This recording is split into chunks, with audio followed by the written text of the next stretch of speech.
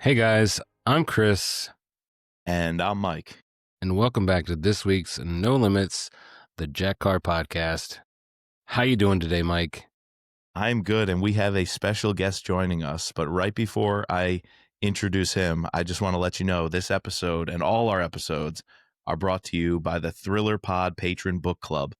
For less than the price of a novel a month, you can help support the podcast, be the reason that we can make more podcasts. So head on over to thrillerpod.com, click the Patreon tab to learn more, and join the book club. But let me just introduce our special guest, because we are here to talk spoilers for Cry Havoc, the latest book in the Jack Carr universe featuring Tom Reece, and no one better to talk to than Terminal Vengeance, the creator behind the YouTube channel Terminal Vengeance TV. Thanks for joining us tonight. I'm glad to be here. Thank you for having me. Yeah, welcome back. Yeah, I'm rolling in here, steamrolling, coming in hot, messing Mike up. I was supposed to be on TV's YouTube, family issues, whatever. Mike, I'm sure you did a great job. I highly recommend you guys go check out Terminal Vengeance. But more importantly, I'm excited to have you here to talk the spoilers. I want to dive into this book, see what you guys think. Yeah, TV, what was your first reaction getting a Tom Reece book in your hands? Super stoked to get it. This was one of the most anticipated books for me ever. And I got it. I got the file actually, and it was in the middle of the day. And I was thinking, man, I think I'm just going to have to wait till it's nighttime. And then I stayed up all night reading Cry Havoc until I finished it. It was the only time I've ever done that, actually. It's that good. We on Thriller Pod know about those nights. Back in the day with Mitch Rapp, that was me once a year when the new Mitch Rapp books came out. So takes me back to when I was waiting up for Harry Potter releases staying up for the Barnes and Noble book releases. Sure.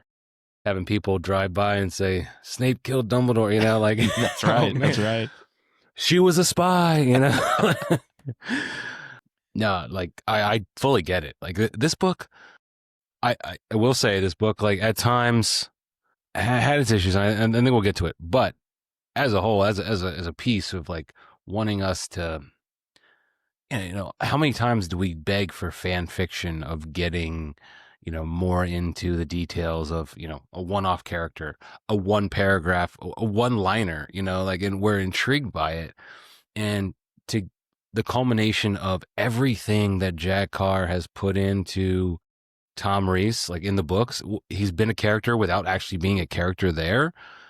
And now to see him on the page and see how much of a motherfucking badass he is, sorry. It was great. And the way he decided to tell this story was super interesting, man. I just action, intrigue, suspense, you had it all.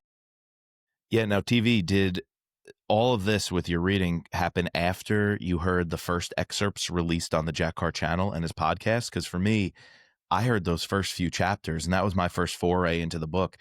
And I was like, we're doing this. We are on the ground in Southeast Asia. We are getting a scene in the jungle. We're getting a chopper. We're getting him dangling from this rope. I was brought into that action immediately, even before the book was released. So did you get to listen to those audio excerpts before, or did you just jump right into the text? I think I actually got the ebook first, but right away, I'm like, what is going on? How is somebody falling from the skies through the trees, cutting themselves off of a helicopter? What is going on? And I wanted to come back to that because that scene, the opening was so fantastic. I wanted to be on the Ho Chi Minh Trail, and I wanted to talk about the smells. I remember very early in the book, it stuck with me how much he was talking about if you ate the wrong foods, you had to almost detox yourself to only eat these Vietnamese foods for weeks, and they couldn't have certain aromas because they'd come out your pores, and the VC could track that and they'd find you in the jungle. I was like, yo, this is real. It feels like, Forrest Gump, we're sitting there in the rain and it's raining up from the ground, just the feels, the moisture, the dampness, the everything. I felt like I was hitting those branches as the helicopter evac was going, and I was getting twisted up in this cord. I love the adventures of Quinn and Tom very early on. I think that established it. And the fact that we moved away from that through part one for a little bit, was disappointing. And right as I wanted it, right as it was like, can we kind of get back to that? We just cut. I think we cut to part 2, and then we're back on the ground, and he just, released himself. So I thought that pacing of how this was planned and written out was awesome, to start with that and make sure right at the moment where you wanted it, you came back to it and it hit. Yeah, no, like we haven't seen that really as a tactic that I feel like Jack has used, this sort of like almost like a cold opening, but it's an extended cold opening, because like that action scene with the beginning of the helicopter is pretty long, and like we obviously have some chapters like building up to that, but then like there's this something. Unfortunately, it's a problem with our way we read books, Mike. We share a podcast. We share the same audiobooks. Sometimes like you're ahead, I jump back, and it was a little jarring to me because like I think it had jumped me ahead like 2 chapters, and I was like, I was just in the helicopter with them. Like, where I shouldn't be here. And then I went back and then like, oh, I actually didn't miss that much. Like, we're right there. And then to like have this, slow down the pace. Let's build up this story. Let's tell, a lot of different things. I do think, and he even mentions it in the, author's note at the end. Like, this was his most extensively researched book. You can definitely tell, like, that comes out, and I feel like at times it's for me it was a lot. But one of the things I love about Jack Carr, Brad Thor, any of these people in the thriller genre, I love it when I don't know something and they intrigue me enough to want to like Google it. Like I want to dig deeper in. I want to read more books about Vietnam. I've never actually like really dived into that besides seeing Apocalypse Now. And like now I'm like all into like this, Vietnam War craze because after reading this book. Yeah. And to do that with the Pueblo as well at the end, to Sure. read the note of how that was a real mission, and then actually ripped from the headlines of, the Pueblo crew coming home, to so seamlessly integrate that real historical event into a plot and make it the motivating factor of this fantastic espionage tale. Because that's another transition that's made after the jungle cold open, like you said. You have Pueblo, you have the jungle, or like, we're doing this, and then it transitions to a bit of a slow burn, almost like this British style spy novel, but set in Southeast Asia, but getting scenes with the GRU back in Russia. And I really thought we kind of were painting with very heavy strokes, and we were getting all the Russians and all their connections, all their backstories. And I think you had to power through that. And the payoff came in the end, that all of that was painted throughout that kind of early middle section of the book, that was, I will agree with you, a little tough to get to. It lingered a little long. It all paid off. And this ended up being much more of an espionage tale than I ever thought it would be. I was wondering if it was going to be like on the ground in the jungle, nonstop action, and almost like a movie that's a one-shot take, like that, what was it, 1917, that movie that came out. I was wondering if it was just going to be this one-shot take of them in the jungle, doing these missions, Mac v. Sag, going off into Laos. And it wasn't. It was almost, in the end, I was glad we had a refresher from that, and it pulled you back when we needed it. But what the in-between allowed you to do is tell a very, very elaborate espionage tale with a whole lot of payoff in the end. So for anybody who's, either put this book down or wasn't getting through that middle section, there is a massive payoff in many ways. And we're spoiling, in case I didn't say that earlier, we are absolutely spoiling everything. So if you're still here with us, you're going to find out about the Ella Dubois of it all, and who was the good guys, who were the bad guys. And there were a couple of twists and turns. What'd you think, TV, about this being an espionage story? Were you caught off guard like me that it leaned into that so heavily? I was caught off guard, but I was pleasantly surprised. I really like how Jack Carr writes the espionage portions, but also the military portions, because it's very real. And one of my favorite things about the Terminal List and Cry Havoc is it takes you behind the curtains of these very exclusive warrior groups. And you get to go into SEAL team in the Terminal List. You get to go into the SOG team rooms in Vietnam. And it's just so real and something you don't find anywhere else. And the Delta hangout. What'd you think about the poker game with the Delta Club? We finally got it. That was one of my favorite moments from Cry Havoc. Wasn't it special?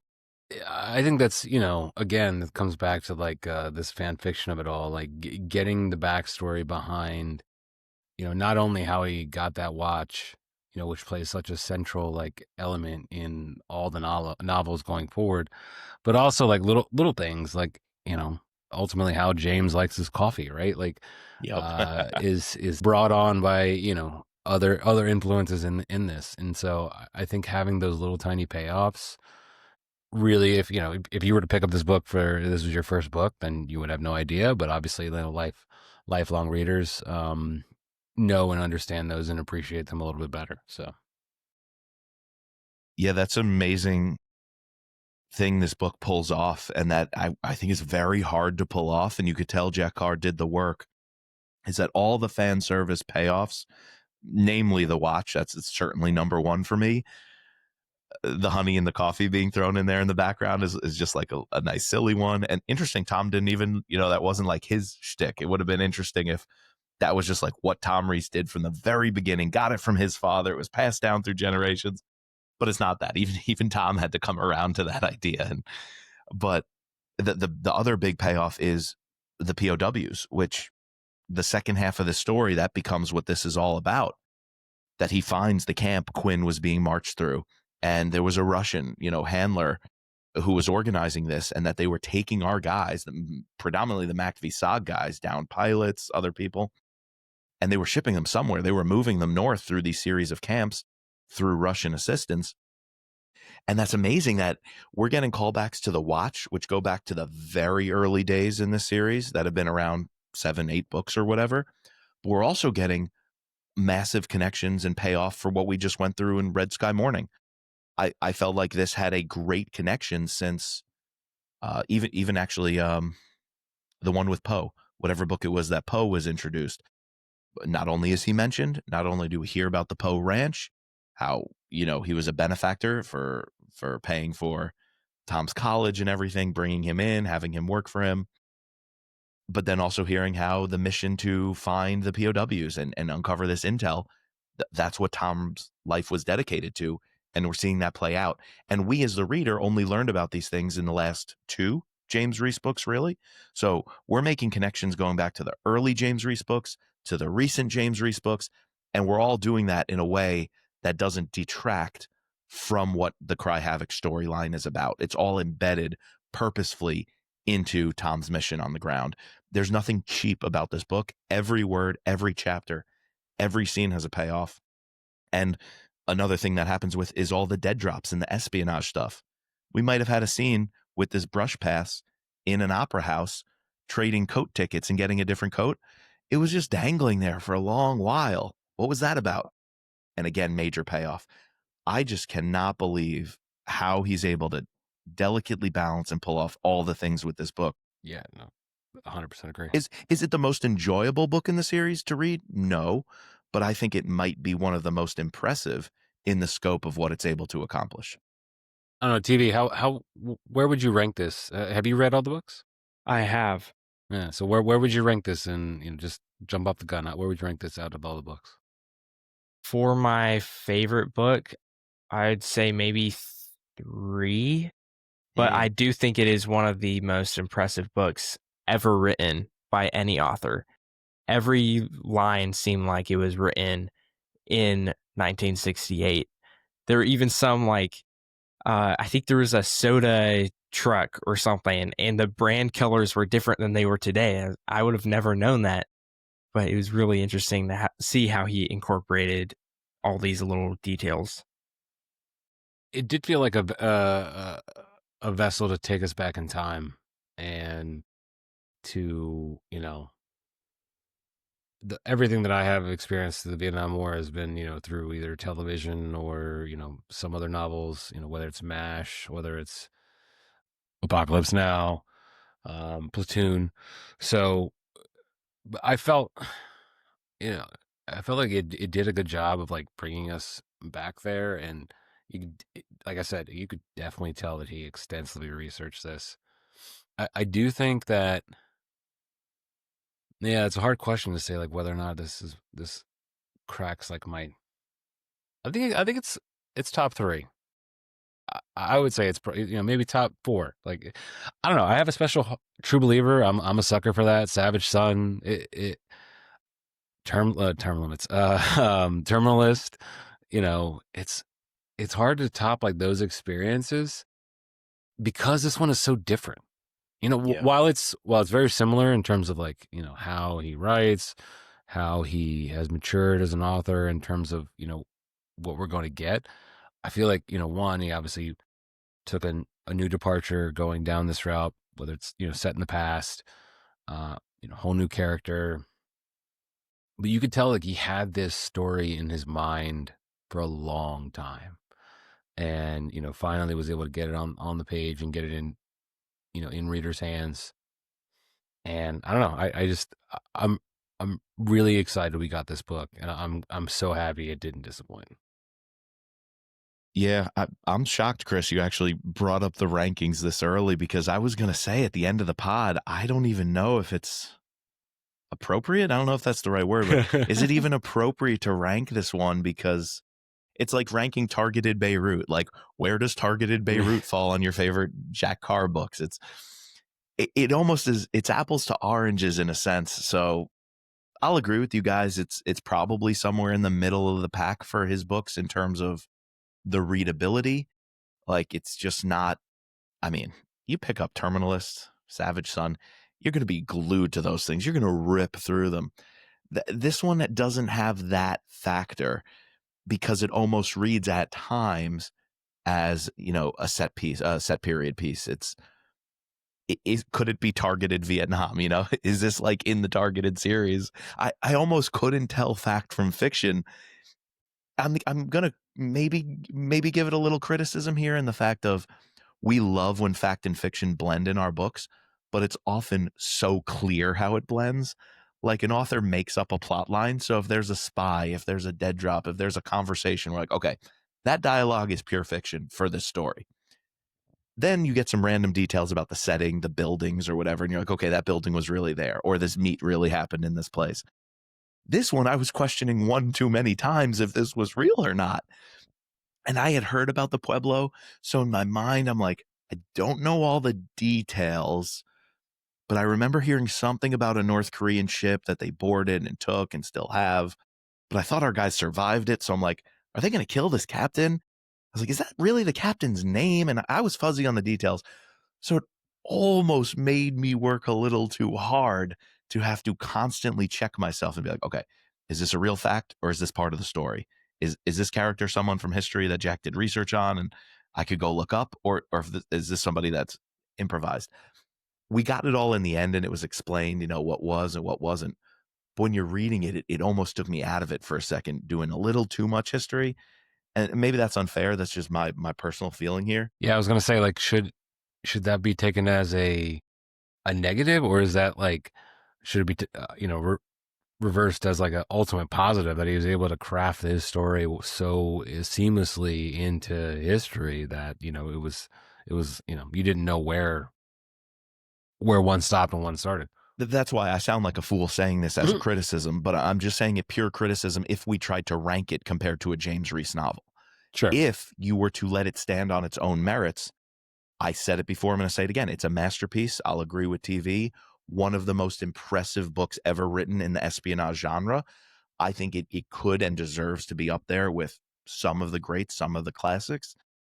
It's just hard once you try to say it's a James Reece universe story. It's like, that's where it has such a different feel than the other James Reece books, which is a good thing ultimately, because it's a different time period. It's historical. It's supposed to transport you there. And I will give it the flying high marks for that. But it does mean it ends up in the middle of the pack in terms of the James Reece story, where I rank it as a book. And that's why I was almost going to propose we don't even try to rank it.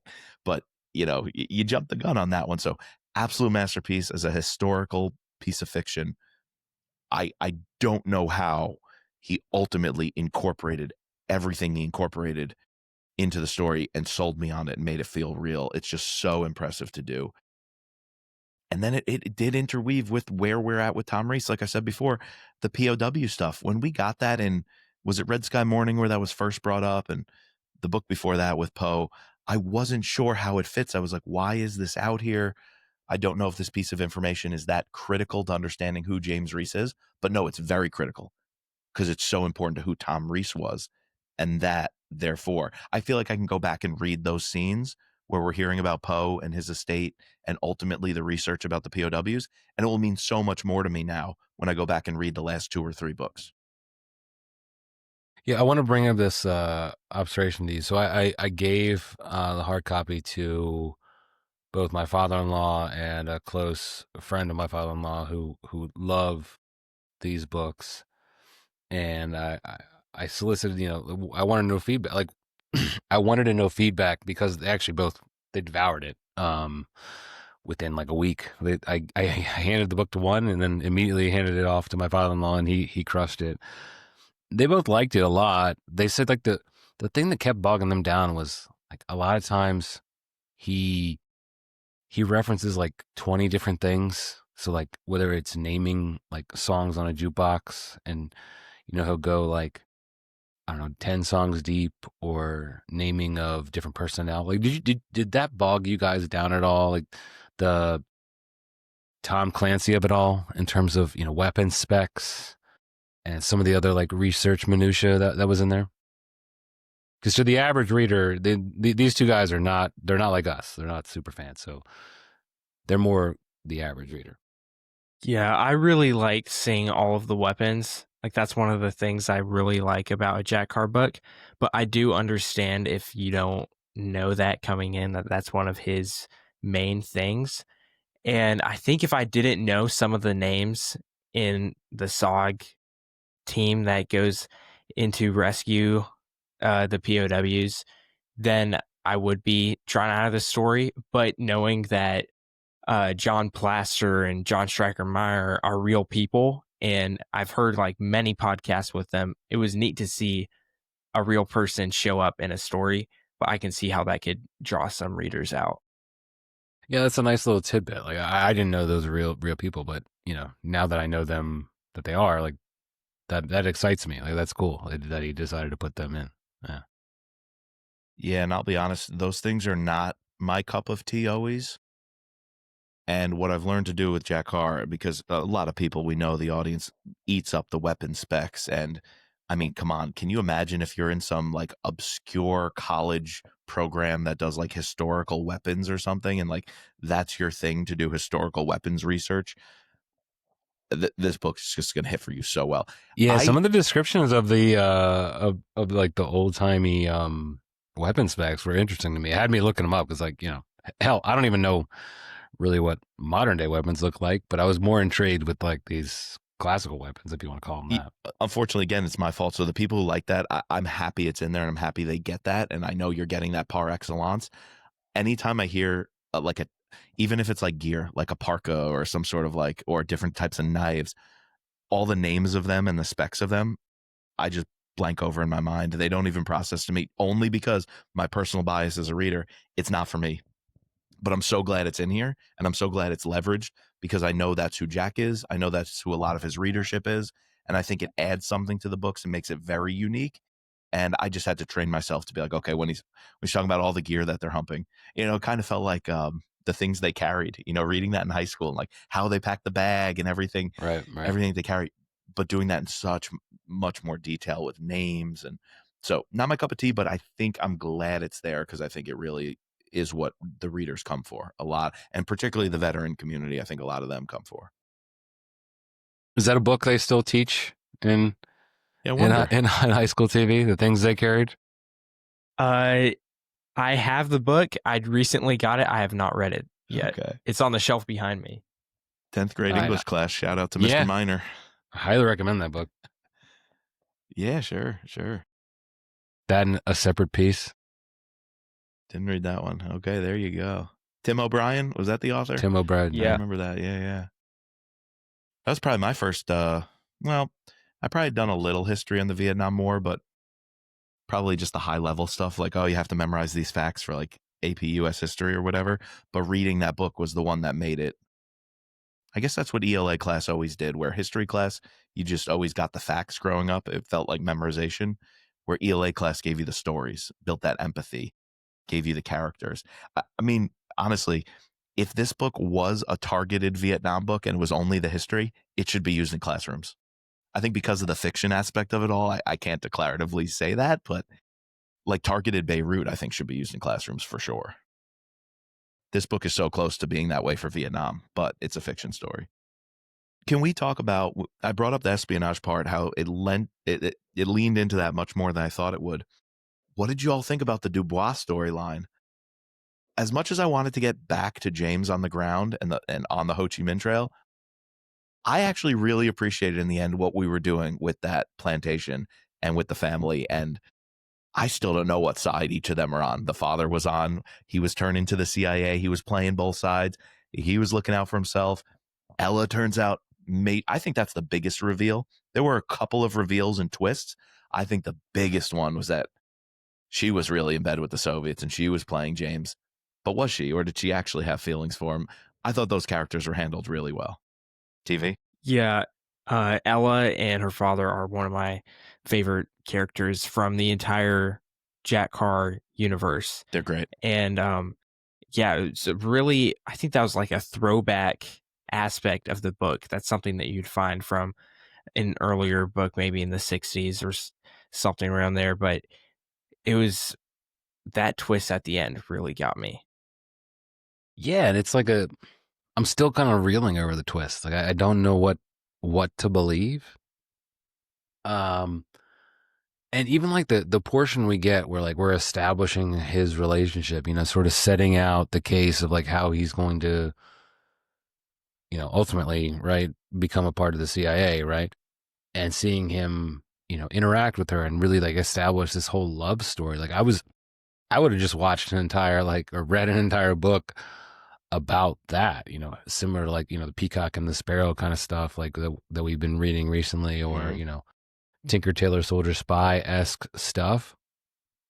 And then, at the same time, we have all these other relationships with, we have that NSA guy with, there's just so much backstabbing and espionage going on between each side. We have the doctor, we have the, the mole that's at the embassy in Saigon who's sleeping with the prostitute, who's giving information to, the French Vietnam doctor, who's, whose side is who on. It's super confusing. And then like at the end, it kind of comes together, but then you're left like thinking like, all right, wait, we definitely know what side Tom Reece is on, but like everyone else, we don't. And there's a bigger fish. This whole story was just a ruse, which ended up, we thought we got the guy, and these higher ups at the Russian intelligence have an even higher mole and a bigger plan to keep things going. So did we really win in the end, or did we really uncover this network? Not really. Did we get the right guy? Yes, but also there's a bigger guy and they sold us the small guy. It's like bigger fish in the pond. Are we doing that because there's more story to tell? Or is it ultimately just sending us the message of this is why we lost, right? This is how we were defeated, by being behind the 8 ball. It serves both purposes. You can either tell more story and say there's still more out there that happens, or you could just leave it at that and say this is why it was a big failure on the intelligence end of things and the political end of things.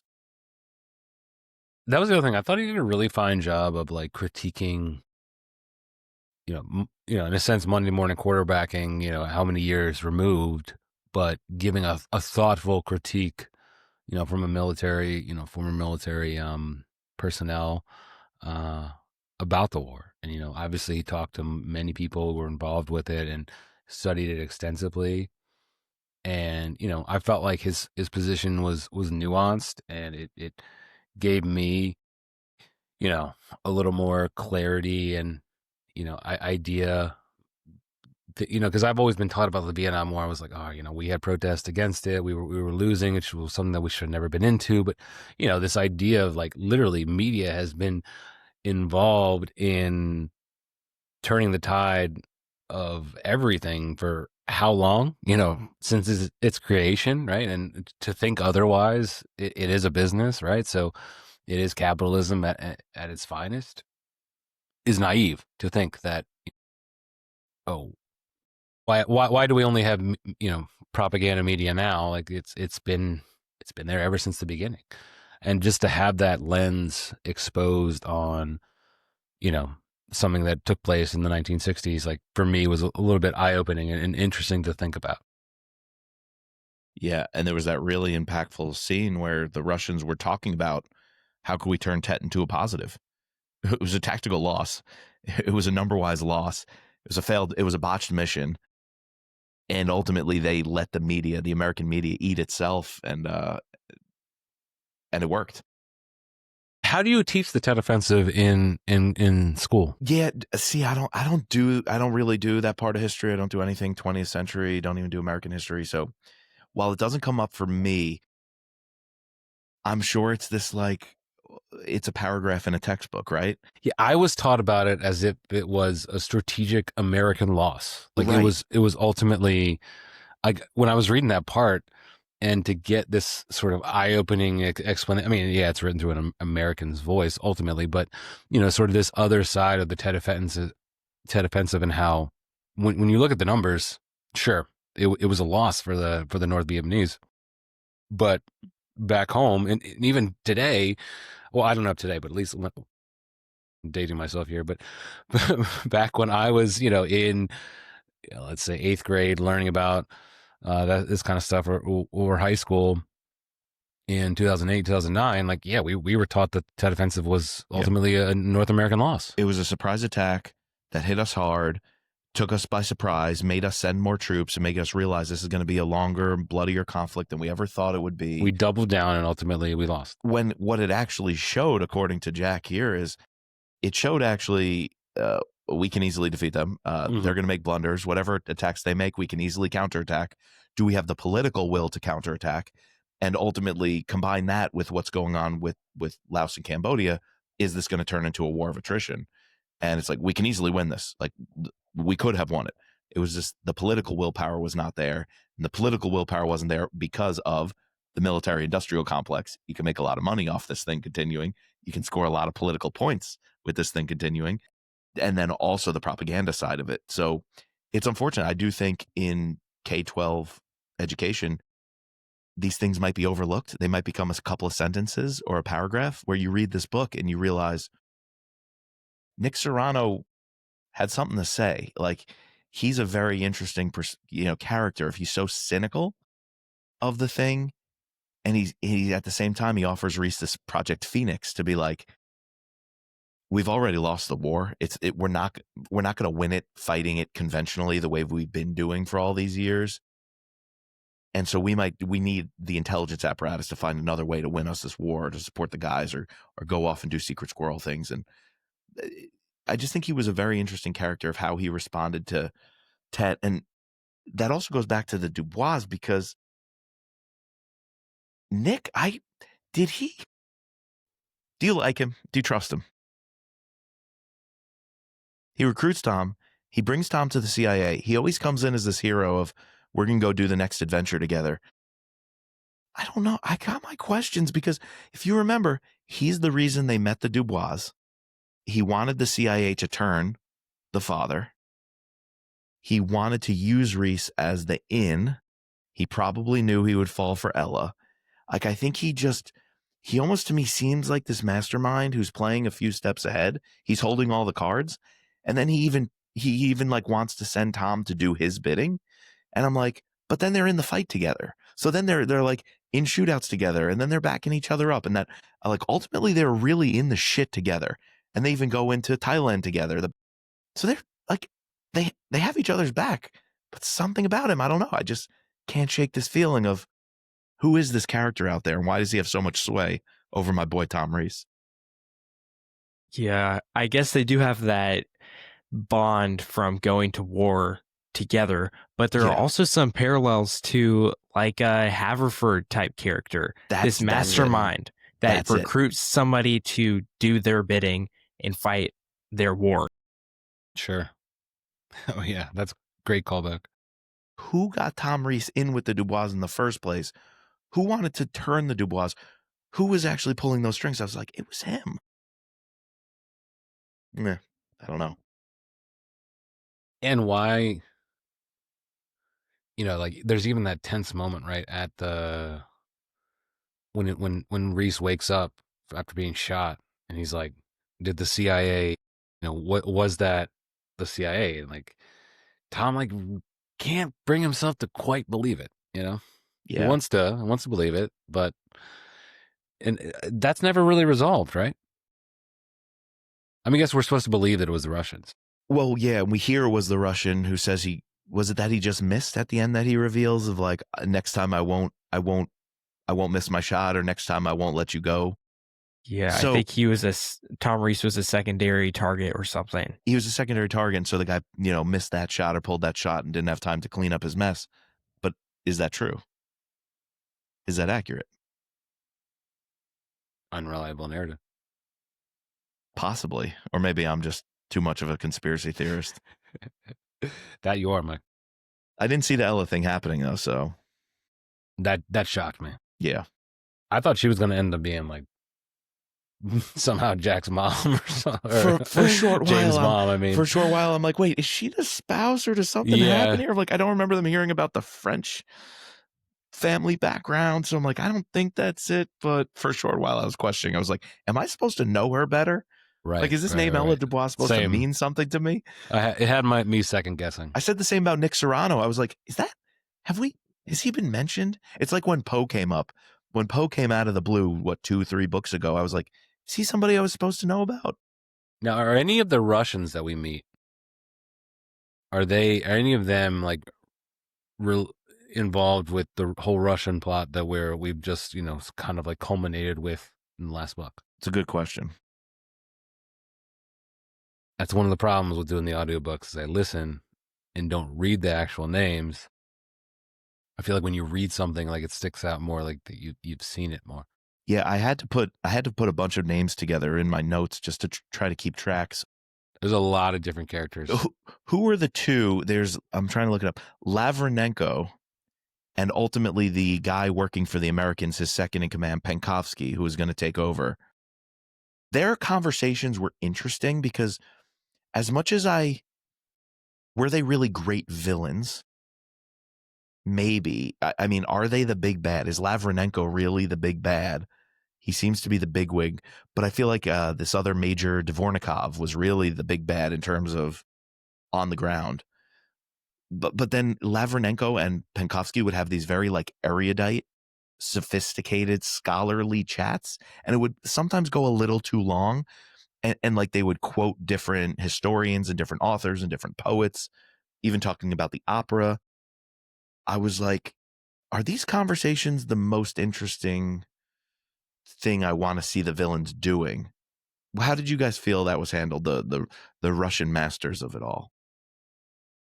I think it was neat to see their like strategic perspective. And I think that's something that we get from a Jack Carr book. Like you have the Russian like big bad villains, but they're not the guys like on the ground that you're really worried about. So I think there's that side to it also. And I think maybe what that's also showing is just the perspective, and I guess like how you would get some of that from conversations with Tom Reece or the whole offensive thing. Like we didn't live that time. So now we get like the different perspectives around the globe, but I'm not sure if that was like super necessary for the story. They provide a lot of like exposition. Mm-hmm. I mean, they're the whole conduit of how we go into like this whole, dialogue about the Tet Offensive actually being, a strategic win. Yeah. Like propagandizing it. Yeah, exactly. And I think, so yeah, I do agree. Like some of their like, you could remove a lot of their scenes and the book would still like be there. But I think like some of the nuances that he's sort of trying to get across through their conversations are interesting. Yeah, like I don't know. I feel like a lot of the Russians in the different stories, like they're quote unquote big bads when in actuality they're just like the puppet masters behind everything, playing this, the strings for someone else who is, on the ground, whether that be, an Arab assassin or, Or here it's that Eldridge, because then we Right. also get the Foreign Service Officer State Department weenie who's like with MacVisag, often embedded with them. He's there in the explosion. Is that when Amu dies. In the Yeah, truck yeah. convoy thing. So he's like always around, turns out to be one of the traitors. Is he what you'd call the big bad, even though he's not like shooting people, but he's the big bad in terms of he's the mole? So I think the villains big are bad hard is to handle here. the biggest villain to me is the one who guts Frank Quinn. Frank Quinn. Yeah, agreed. Do Which we ever is get his name? Dubrov. It starts with the D, right? Yeah, that's Dvornikov. He's the one that they like, kind of like Bane, right? They pull him out of this pit. He's like a prisoner that, he's so bad that they can't even freaking crazy that. And then finally they need someone, on the end, and then they pull him out of prison to Let him go. To let him go, right? So, well, which makes the epilogue even that much more sweet in East Berlin. Pretty sick with the canal, scubaing into East Berlin to track him down. That was a pretty dope epilogue. That that's the poetic justice that we all wanted, and that's a James Reece story. He learned that from Tom Reece, who's going in behind enemy lines to take care of business and basically cross his guy off on his own terminal list. I thought that was a nice touch. Yeah, I don't know how when we get to scorecard soon we're gonna handle villains. I don't think it's the best part of this book, but the book really doesn't tick unless you have a very intricate web of spies doing dead drops, who's an agent, who's a mole, and then the higher ups have to be the ones informed of that or setting that in motion, the clock makers, if you will, who push the clock and say tick. The rest of the story doesn't come together without them, so they're good, but I don't know if any of them besides maybe Dvornikov are really super memorable big bad villains. what do you say, Mike? Do you want to go in the scorecard? Yeah, I think we could, but can we use that as a transition since our first and TV? I don't know if I told you this, but would you mind doing the scorecard with us? We have some categories, and you'll have to give some rankings on different categories. Do you know our scorecard? I have heard it before because I've listened to a bunch of the Jack Carr ones mainly, but we'll walk you through it. All right. And the reason I want to transition with this because our first one is action and suspense. We didn't really talk about some of the really, really good action scenes. So if you can give us a score 1 through 10, how you rate the action and suspense in this book, but also maybe share your favorite action scene with us.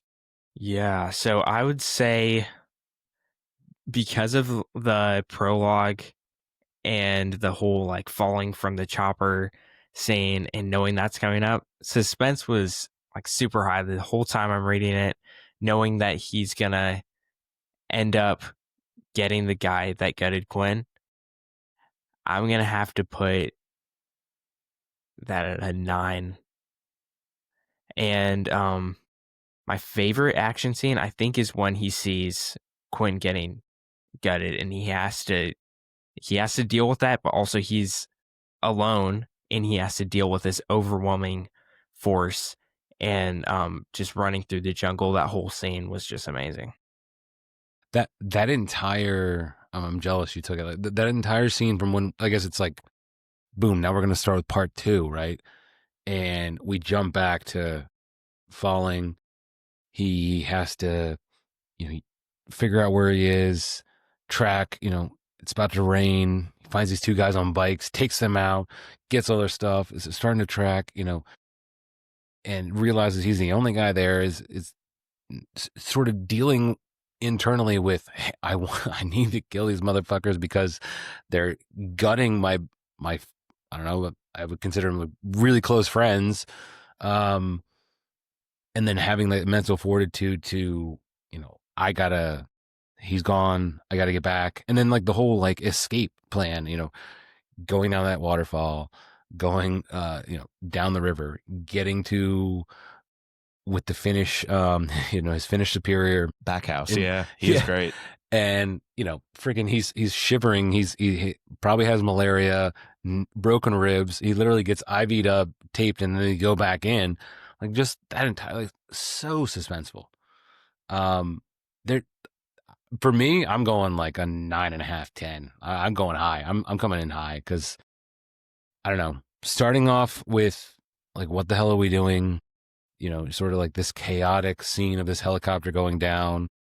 And then like, yeah, we slowed it down with the whole espionage stuff, but trickled in there is, you know, like the attack on their convoy in Saigon, you know, a little bit of the Tet Offensive, a little bit of when they go back into, you know, to rescue Ella and her father. We have like just he paces out the action like very well, and then like once we get past like part two, you know, we're off to the races. Those are the main two. I would have called out the exact same two scenes.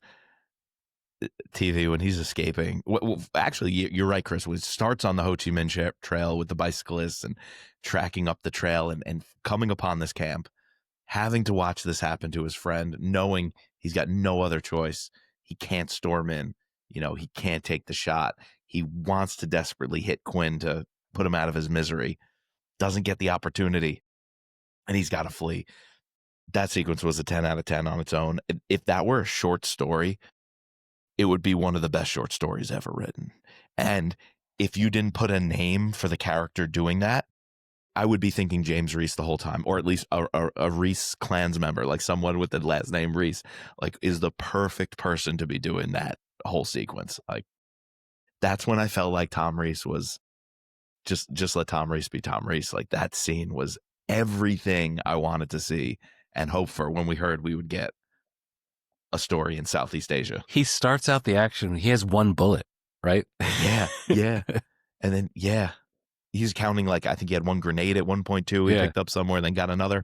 And he ends up booby trapping like the whole forest to go off around this camp. He is insanely awesome in that scene. That scene, the way it's told almost reminds me of James Reece in Siberia in Savage Son, just out in the woods, living off the land, doing the things. So I'll couple that one also with the opening scene of the helicopter crash with Quinn and him cutting himself loose. So that's the new one I would add to our action suspense category that we haven't mentioned. The opening couple chapters in the jungle. And then, like you said, Tet, rushing back after the hit in Saigon, rushing to the Dubois plantation. There's even the attack. They're holed up in a safe house. You know, like there's just like it's little like outside of those two things, it's just like little like snippets of action. So yeah, I'll go 9 then for all those. It's phenomenal. Next one, TV, is plot/pacing. 10 points again. What would you say about the overall plot and pacing? Oh, let's see. I would say maybe. I mean, I put it high. Maybe an 8 though. The first time reading it, him getting injured or like really badly injured and getting completely put out of the fight twice was not the most enjoyable the first read. But when I listened to it again, I was like, wait, this is accurate to what anybody in SOG would have been like for them, because I think it said that 100% of the guys in SOG got injured and 50% of them died. And I was like, wait, this was like, Jesus. This was perfect. Sure. And how many got taken as well? Yeah. Yeah, and I think it also allowed this kind of like third level tertiary character with the nurse. And I think he fondly remembered her because at one point he's like,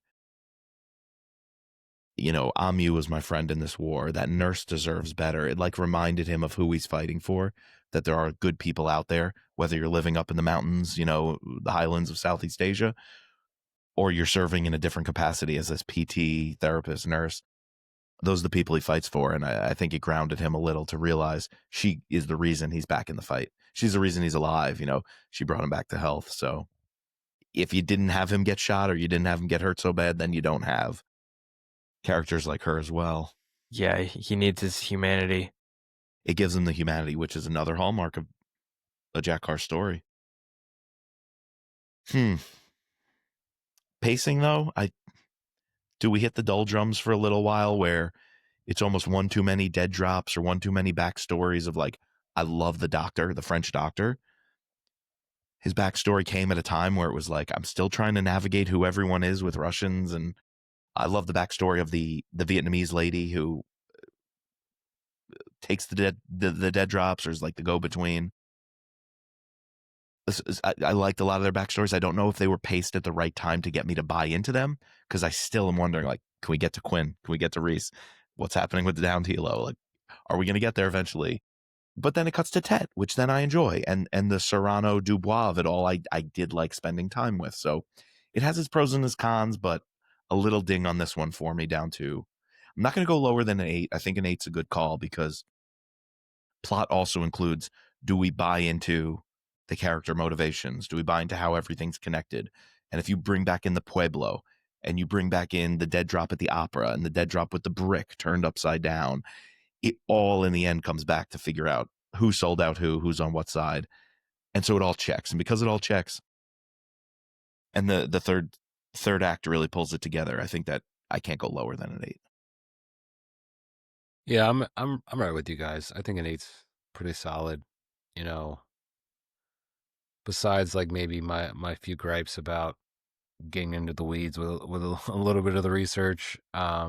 I do think, while it's an interesting choice, right, to start us off with action, kind of go back in time, but while in theory I really like that, it's just like there was a lot, and in the end it did pay off. So I'm not going to ding it too much, but there was like just within that time period of from the sort of the cut part of part 1 all the way up to part 2, I you could see that like some people would not be jiving with that. So you got to power on. Yeah, it's tough. It gets long too. I mean, that's the longest part of the book.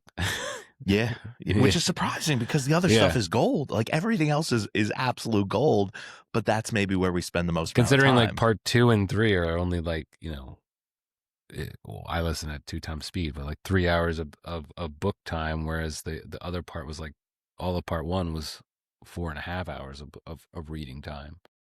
So that first third dragged out tad bit too long, or else I would probably be a 9 on plot and pacing.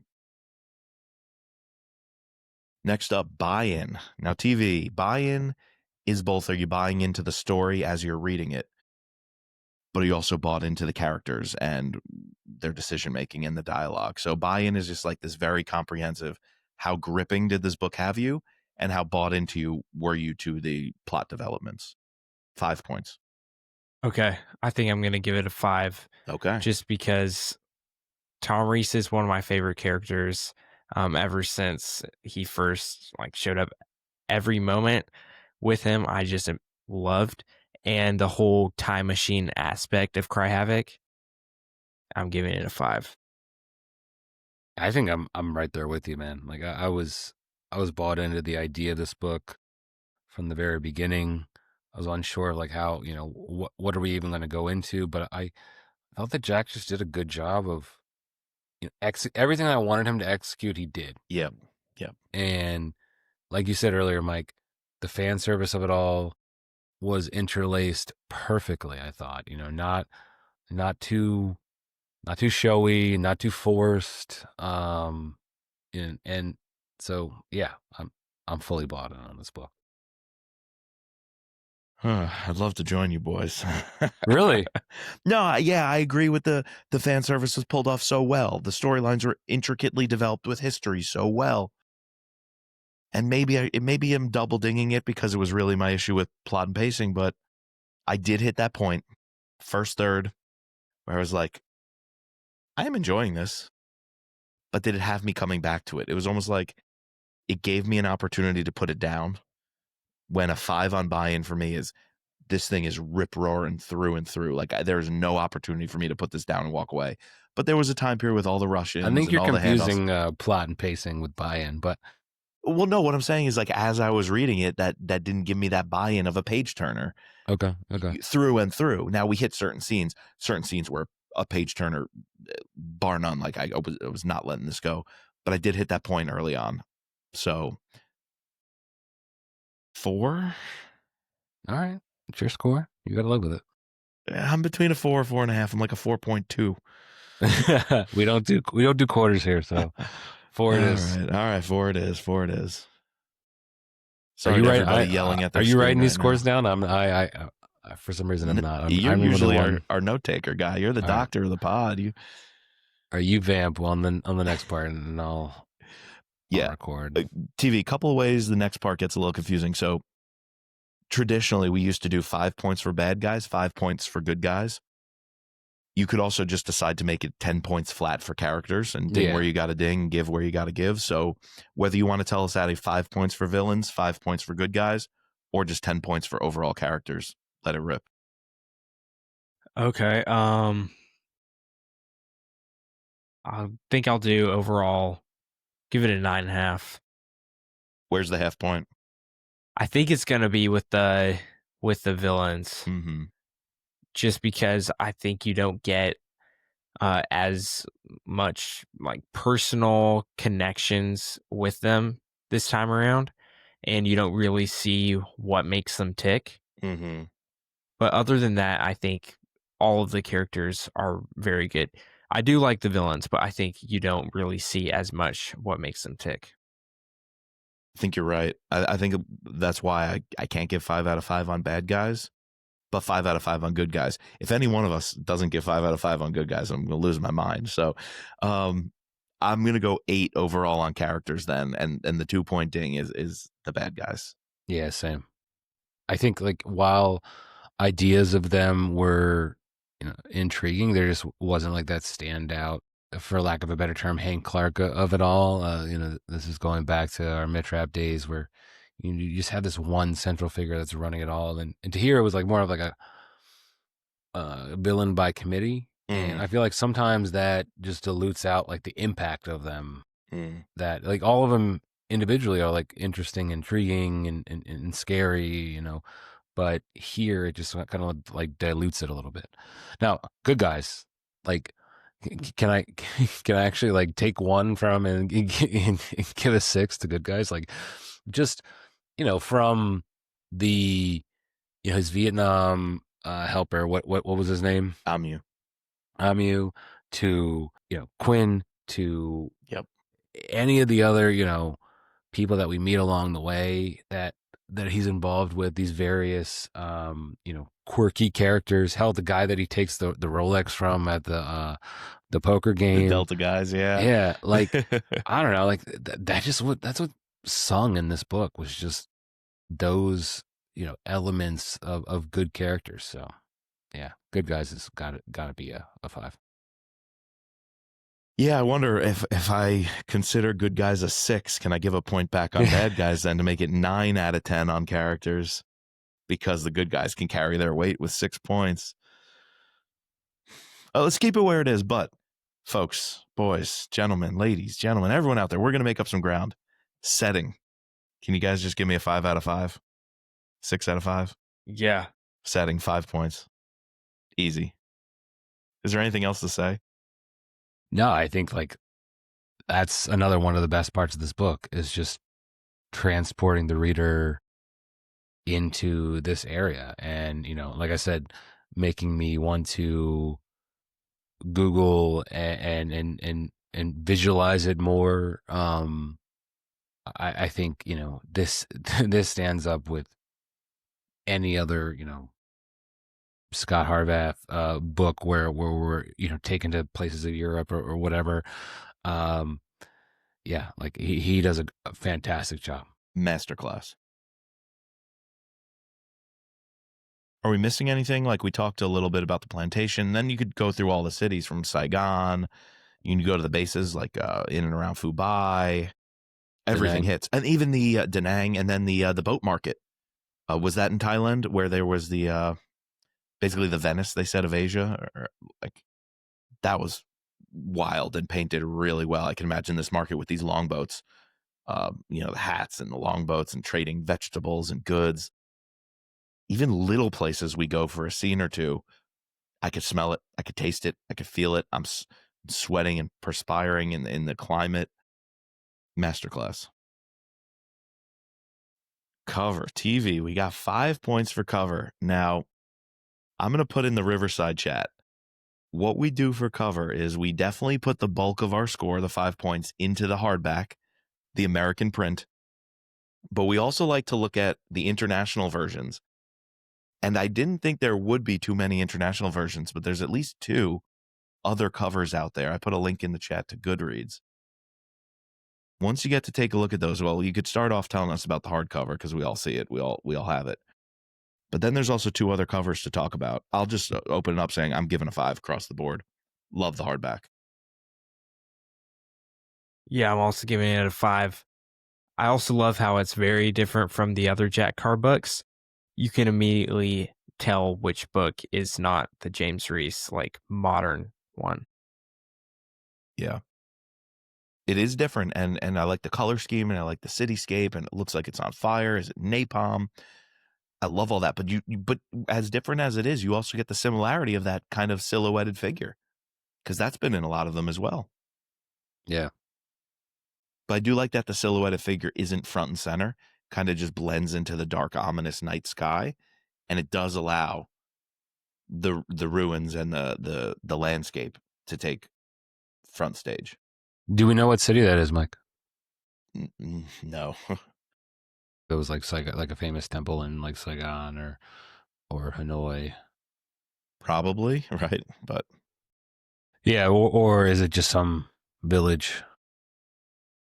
Yeah, you know, with like the, you know, it's quote unquote like is that a sunset, sunrise? I don't know.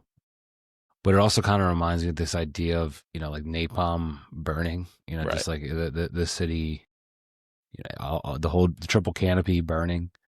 And that's a theme of this is the human cost. I mean, if you think about the photograph, right?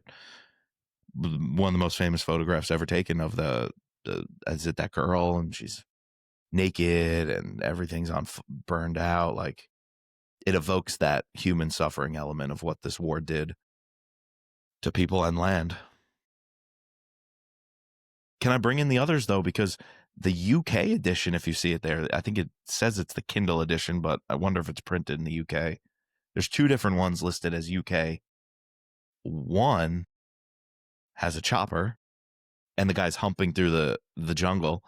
And the other one has this figure almost coming out of one of those napalm explosions. Yeah, straight out of the jungle. I like that one. I like both of them, dude. Those also hit. Usually TV, when we look at the international versions, they're just downright silly.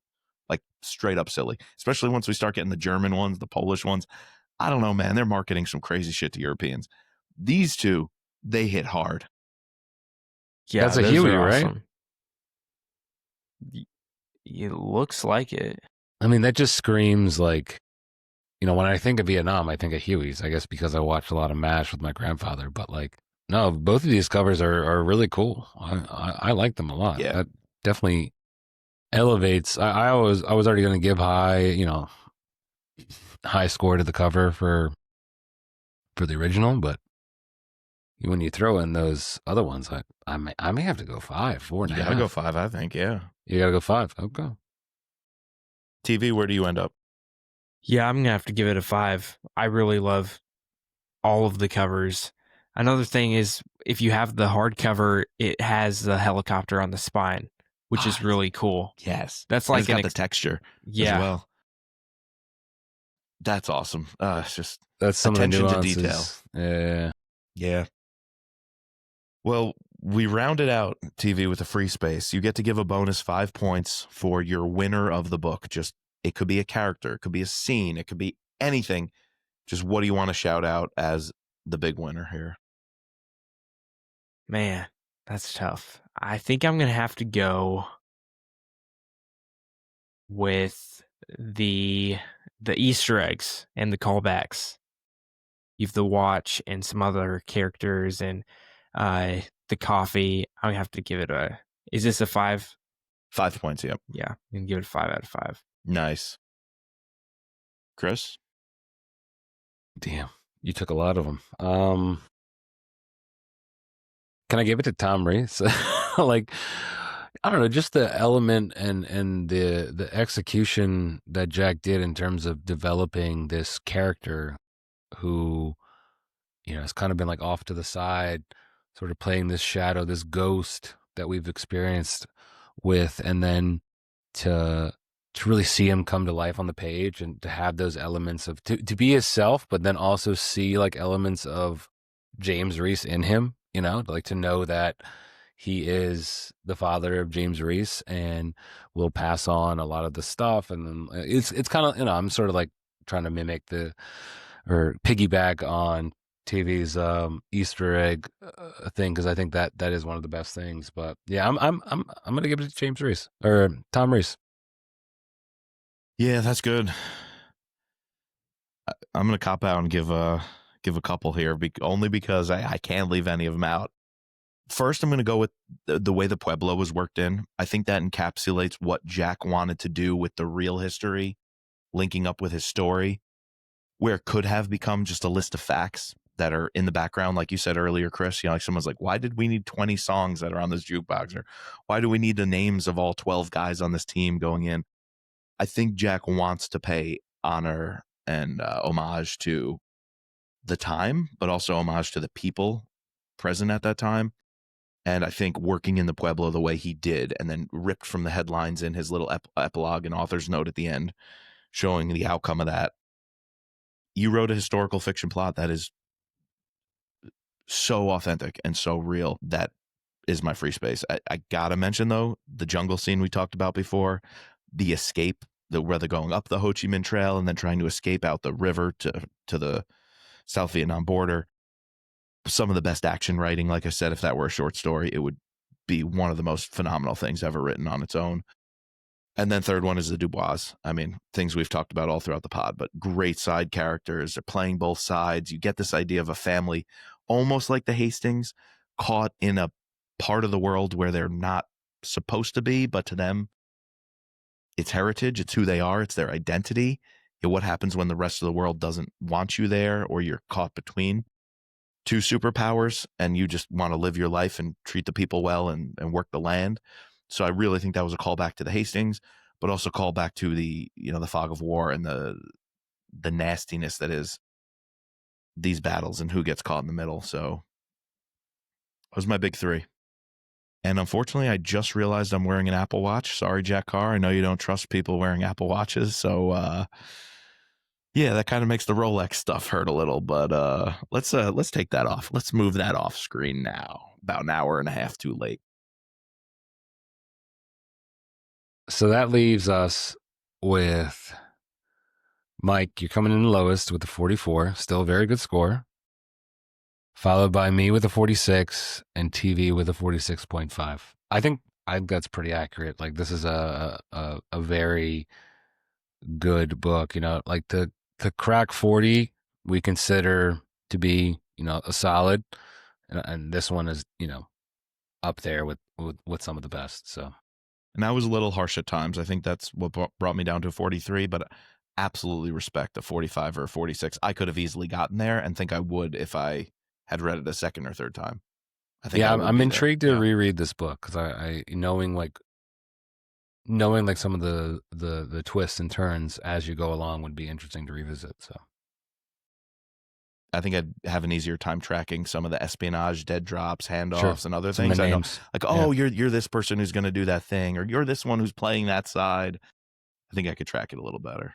So, TV, thanks for having us on your podcast. Check out Terminal Vengeance YouTube channel. We've had you on before. We've plugged you before.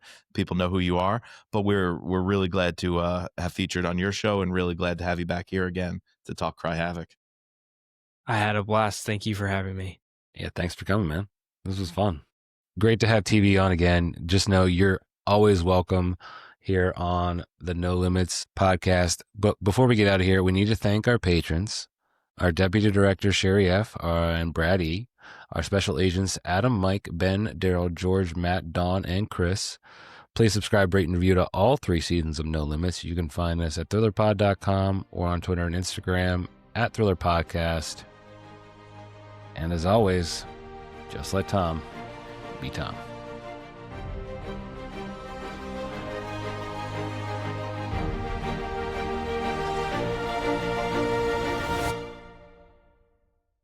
Can I give you all a quick postscript for the audience? Tyler Boer wasn't here tonight. I did invite him, and then it got a little crowded with 4 people with having TV. Logistically, it just made sense to move him to a later recording, but I'm also really happy we'll get to hear Tyler's reaction to our reaction. So I think the other Jack Carr super fan among us, maybe even more super fan than you and I, Chris, maybe up there tied with TV, Tyler Boer. We're going to get his thoughts. We're going to welcome him back on the pod. We have to hear his rankings, but maybe he can also have a little like metacognitive dialogue, with us after listening to our take, and then we'll get to have his response. That will also give me an opportunity to write a limerick, since I wasn't able to leave the people with a no limits pod limerick tonight. So it'll Keep come. them waiting. Keep them waiting. More Cry Havoc content on the way. I want to watch a movie of this, Dude. or TV show. Dude. I just want to see Tom Reece hunting through the woods in the background of Forrest Gump.